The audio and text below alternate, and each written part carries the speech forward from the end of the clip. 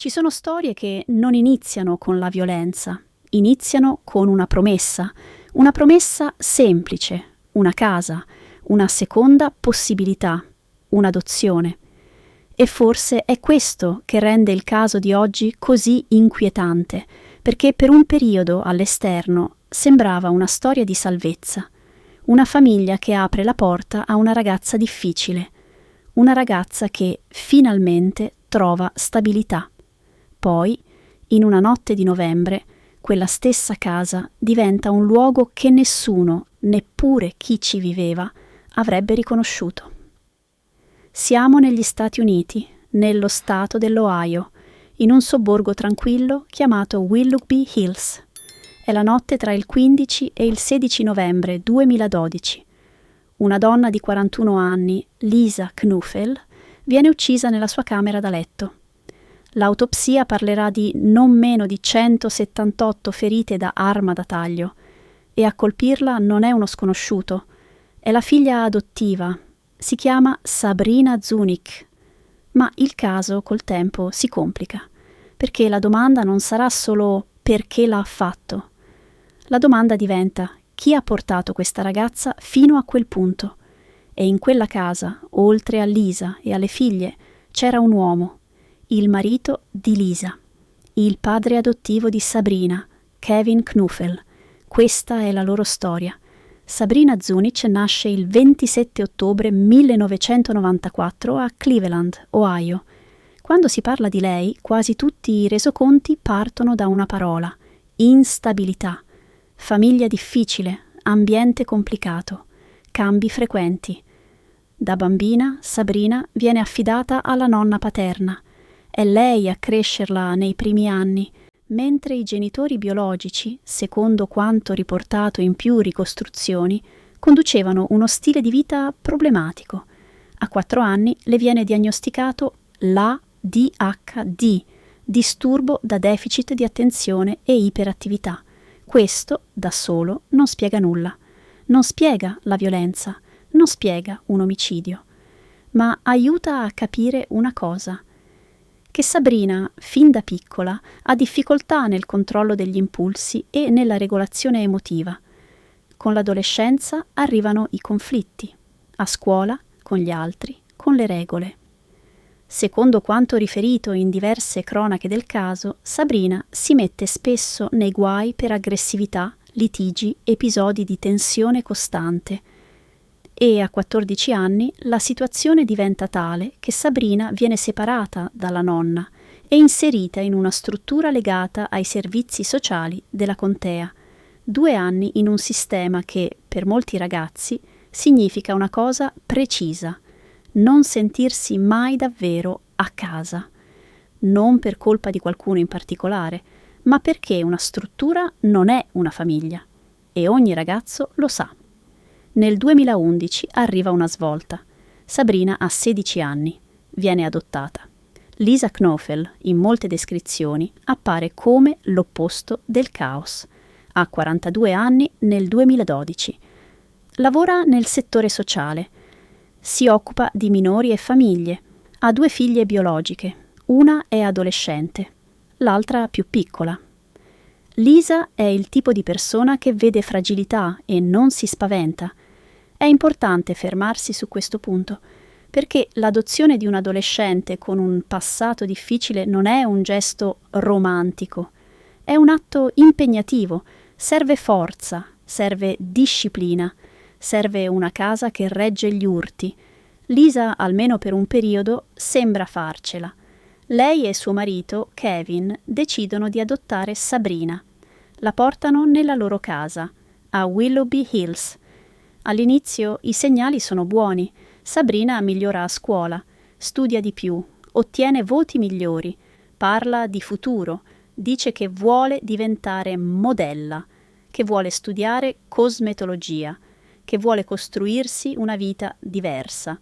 E questa è la parte che, se fosse un'altra storia, sarebbe quella che ti fa tirare un sospiro. Perché sembra che l'adozione stia funzionando, sembra che la famiglia stia funzionando e sembra che Sabrina stia cambiando. Ma alcune storie non cambiano di colpo, cambiano piano e quando te ne accorgi è troppo tardi. Dopo circa 6 mesi, secondo molte ricostruzioni, Sabrina comincia a mostrare un altro lato. Un lato fatto di risentimento. Accusa Lisa di non amarla abbastanza, di preferire le figlie biologiche, di trattarla come ospite, di non darle lo stesso posto. Questo tipo di conflitto in una famiglia adottiva non è raro, ma qui succede qualcosa in parallelo, qualcosa di più oscuro. Mentre il rapporto con Lisa si incrina, la relazione con Kevin, il padre adottivo, si fa sempre più stretta. Kevin lavora come camionista, è spesso in viaggio, torna a casa stanco e stando alla testimonianza che emergerà in seguito tra lui e Sabrina inizia un legame che non è più quello tra padre e figlia. Secondo la versione che Sabrina fornirà agli investigatori in seguito, la relazione inizia in modo graduale, con confidenze, vicinanza e poi diventa sessuale nel 2012. Qui bisogna essere chiari. In un racconto true crime serio non si può presentare questa cosa come una storia d'amore. È un rapporto tra un adulto e la figlia adottiva. Un rapporto con un enorme squilibrio di potere. Se questa relazione è esistita, come ha sostenuto l'accusa e come è stato discusso in tribunale, allora il contesto familiare era già compromesso molto prima della notte dell'omicidio. Ma Lisa, secondo quanto risulta, non se ne accorge, o non ha prove per sospettarlo, o semplicemente si fida. Ed è qui che l'idea di casa sicura inizia a creparsi. Il 27 ottobre 2012 Sabrina compie 18 anni.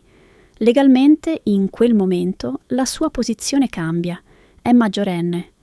In molte famiglie adottive quel passaggio comporta anche un nuovo assetto, più autonomia, più responsabilità, a volte l'uscita di casa. Sabrina chiede di restare, chiede tempo, vuole finire la scuola superiore con calma. Kevin e Lisa accettano e se ci pensi è una scelta che ha senso, è persino gentile, è la continuazione di quell'idea iniziale. Ti aiutiamo, non ti lasciamo a metà strada. Passano poche settimane. È la notte tra il 15 e il 16 novembre 2012. È circa l'1 del mattino. La casa è silenziosa. Le figlie dormono. Lisa dorme. Sabrina prende un coltello da cucina. Diversi resoconti parlano di un coltello lungo seghettato circa 25 centimetri e poi fa una cosa che, anche solo a dirla, sembra irreale. Entra nella camera da letto di Lisa. Secondo quanto riportato in ricostruzioni del caso, Sabrina rimane lì per alcuni minuti, in silenzio, come se stesse aspettando qualcosa o come se stesse cercando di convincersi. Poi inizia l'attacco. Lisa si sveglia, urla, si difende. Questo è un dettaglio importante, perché l'autopsia evidenzierà ferite compatibili con un tentativo di difesa. Lisa non muore nel sonno. Lisa si rende conto e lotta. Le urla svegliano Megan, la figlia tredicenne. Megan corre verso la stanza della madre e vede Sabrina con il coltello, vede sangue, vede sua madre che sta morendo. Chiama il 911. Immagina questa scena dal punto di vista di una ragazzina. È notte. Hai 13 anni. Corri, ti si spezza il respiro. Apri la porta. E il volto che conosci, il volto della sorella, è lì con un coltello in mano. Quando arrivano gli agenti, Sabrina è ancora nella casa. Secondo i resoconti, sul suo corpo si notano tagli superficiali. Il coltello viene sequestrato. Lisa viene dichiarata morta. E quando la polizia e i medici legali fanno i conti, emerge un numero che diventa il simbolo di questo caso. Non meno di 178 ferite da arma da taglio. 178. 2 ferite risultano fatali, una alla carotide e una al torace. E qui, di solito, una storia finirebbe. Figlia adottiva uccide madre. Arresto, processo. ma questo caso, da qui, cambia forma. Quella notte Kevin non è a casa, è fuori per lavoro, in viaggio. Questo dettaglio è essenziale e su questo non si scherza. Kevin viene informato dopo l'accaduto, si mette in contatto con le autorità, va al commissariato per recuperare le figlie e secondo testimonianze di agenti e persone vicine alla famiglia, Kevin appare molto calmo, troppo calmo, dicono alcuni. Ora è giusto dirlo, la calma non è una prova. C'è chi reagisce allo shock congelandosi, c'è chi si dissocia, c'è chi non piange davanti agli altri, ma la calma diventa un dettaglio che si somma ad altri dettagli, perché emergono segnali che, messi insieme, iniziano a disegnare un quadro. Gli investigatori analizzano i telefoni e spunta un dato che colpisce. Tra il 1° e il 16 novembre 2012, secondo i tabulati, Kevin e Sabrina si scambiano 1491 messaggi e 78 chiamate. Non è una comunicazione normale tra padre e figlia, è un contatto continuo, quasi ossessivo. Poi c'è il tema delle polizze assicurative. In più ricostruzioni mediatiche si parla di polizze sulla vita di Lisa per una cifra complessiva molto alta, stimata intorno agli $800.000. Un altro elemento entra nelle discussioni del caso. La mattina stessa del 16 novembre, Kevin contatta soggetti legati all'assicurazione per chiedere informazioni su come ottenere il pagamento.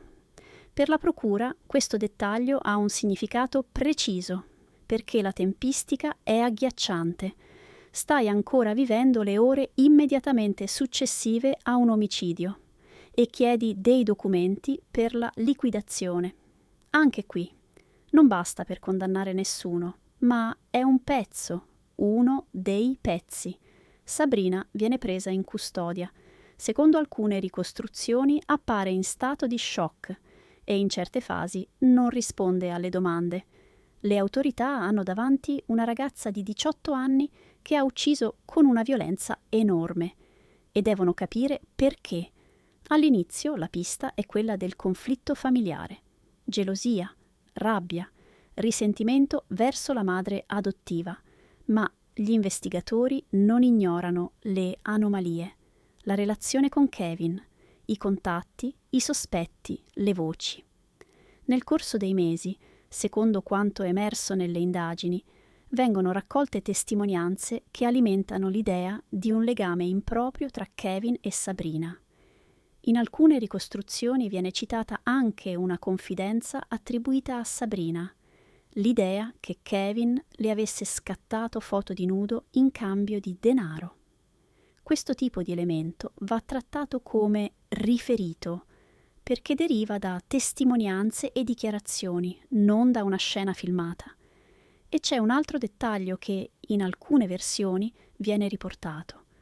Una persona avrebbe detto agli investigatori che Kevin, settimane prima, avrebbe chiesto di trovare un sicario. Però si tratta di una testimonianza raccolta dagli investigatori, non di un fatto documentato al 100% da una prova materiale. Il punto è che a questo livello gli inquirenti iniziano a considerare una domanda molto più pericolosa. E se Sabrina non avesse agito da sola? Passano mesi. Sabrina rimane in custodia. E qui accade un passaggio tipico di molti casi complessi. All'inizio lei non coinvolge Kevin, poi col tempo, secondo quanto riferito, Sabrina si convince che Kevin non la salverà, che non la proteggerà, che la lascerà sola con tutta la colpa. E allora parla. Sabrina racconta agli investigatori una versione che cambia il caso. Dice che lei e Kevin avevano una relazione. Dice che Kevin le scriveva continuamente. Dice che Kevin le parlava di una nuova vita insieme. E soprattutto dice che Kevin aveva un movente, il denaro. Secondo la sua testimonianza, Kevin le avrebbe fatto credere che, Con i soldi dell'assicurazione avrebbero potuto comprare una casa, un'auto, ricominciare. Sabrina afferma anche che lei inizialmente avrebbe proposto una soluzione diversa, il divorzio. Ma, secondo la sua versione, Kevin rispondeva che il divorzio lo avrebbe separato dalle figlie. E qui entra una delle frasi più inquietanti del caso, che diventa quasi un marchio. Sabrina sostiene che Kevin avrebbe detto che Lisa, da morta, valeva più che da viva. È il racconto di Sabrina. Gli investigatori confrontano ciò che lei dice con ciò che hanno. Tabulati, tempi, denaro, testimoni, e arrivano a una decisione. Il 9 agosto 2013 Kevin Knofel viene arrestato. Le accuse includono cospirazione per omicidio aggravato e complicità, e nel caso emergono anche accuse di reati sessuali legati alla relazione con la figlia adottiva.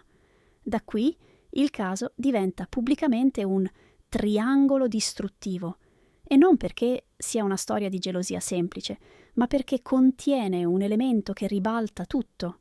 L'adulto, il padre, non è più solo marito della vittima, diventa possibile regista, possibile manipolatore, possibile beneficiario. Il processo inizia nel 2014 e qui si entra in un territorio in cui i dettagli contano.